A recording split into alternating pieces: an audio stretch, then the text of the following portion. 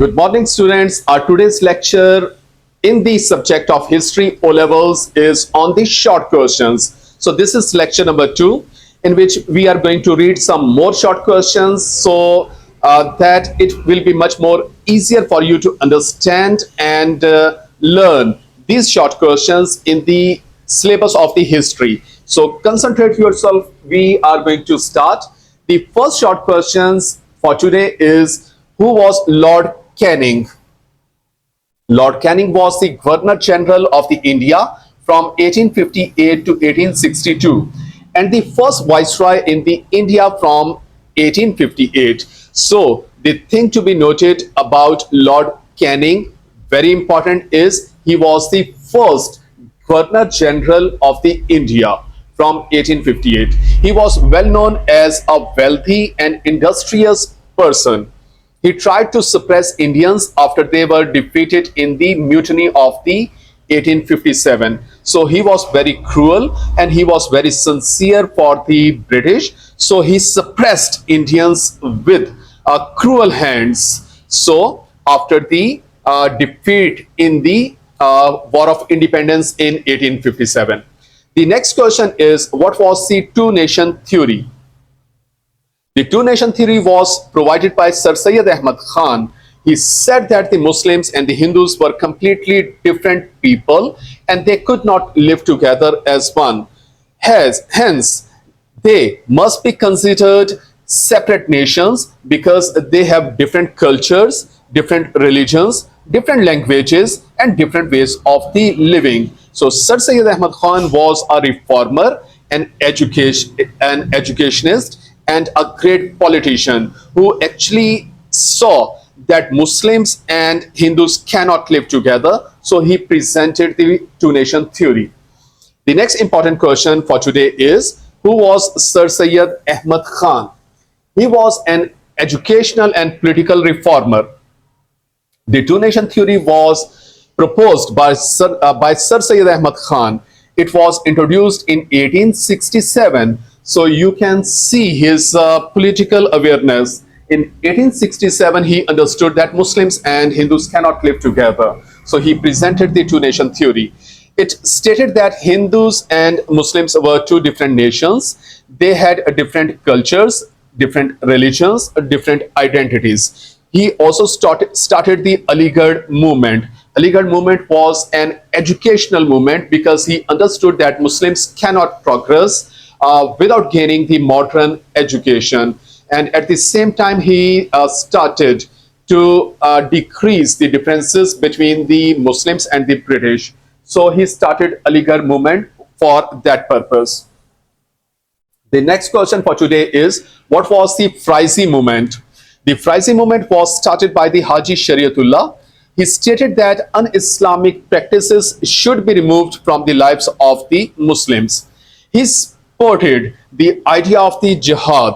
The Frizi movement was to restore the pride of the Muslims. It spread up till Bengal. It ended in 1860. The next important question for today is, what was the jihad movement? The jihad movement was started by Sayyid Ahmad Shahid Brelvi. He believed that to overthrow non-Muslims, oppression, armed struggle would be necessary. So Sayyid Ahmad Shahid Brelvi was of the opinion that armed struggle is necessary if the Muslims want to regain their prestige in the subcontinent. He also believed that Muslims' rule should be established only by the armed struggle. He believed this way Islam could be rejuvenated and rescued from un-Islamic beliefs. The next important question for today is, what were the aims of the Aligarh movement? So Aligarh movement was started by Sir Syed Ahmad Khan, and now we are going to read the aims of the Aligarh movement. The aims were to improve relations between the British and the Muslims. Sir Syed Ahmad Khan wanted to improve the social and economic position of the Muslims. He encouraged them to receive a Western education. The aims were to increase political awareness of the Muslim community. It was also to stress Muslims to learn English language, because Muslims were of the opinion at that time that learning of the English language and British education is un-Islamic. So Sir Sayyid Ahmad Khan stressed them to learn the modern education and English language as well. The next important question for today is, what was the scientific society? It was forced by Sir Sayyid Ahmad Khan. He founded it in 1863 at Ghazipur. The aim was again to learn the Muslims about the modern education. So he founded this scientific society for that purpose. It was established to translate books in literature, science, and technology. So this society done a lot more appreciable work, because this society translated the modern books of the British authors in literature, science, and technology into the local language. This was for the better understanding of the Muslims. The next important question for today is, what was the Indian National Congress? In 1885, the Indian National Congress was formed. The British saw this body as means by which they could hear the views of the educated elite Indian society. So this was established with the permission of the British, because British wanted to improve their relations with the Indian people, because British thought that there is a great difference between the ruler and the ruled. So they gave permission to the Indians to establish a political party, Indian National Congress, because they thought they could hear the views of the educated elite Indian society through this party. The Congress said that it would represent the views of all their religions, including Muslims, Sikhs, Parsis, who were living in the subcontinent at that time. However, it soon became apparent that the Congress was working to establish the Hindu supremacy over Muslims.